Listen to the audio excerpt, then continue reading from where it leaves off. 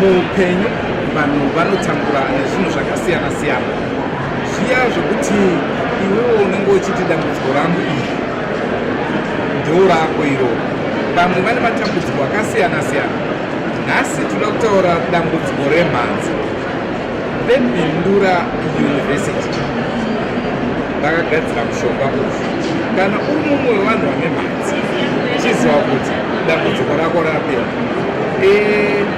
Ndine vakuru vari pano murezimbabwe, ndingada kuziva kuti munonzani uyezve titaure zvakakoshera mushonga uyu.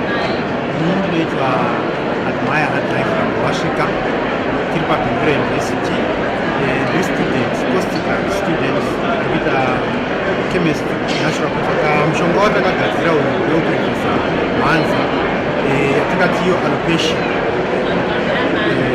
Zvatiri kushandisa mumaplants anowanikwa lokali, saka takamaseparata kumirawo mulebhu yedu yazapanapa unoona magirafu aripo, ndobva tatsvaka maactive ingredients anokwanisa kukudza bvudzi, tatesta pambira dzedu, ndobva tazobuda neformulation inova yakazobvisa dispoint. Mukutesta kwedu maresults akatoratidza kuti inoshanda within 21 days. Tanga takwanisa kuva nebvudzi ramera zvakatofanana pavanhu vanenge vane mhanza kana kuti pavanhu vanenge vane alopecia, vatinotiyo chemotherapy induced alopecia, inoita kuvanhu vane kensa.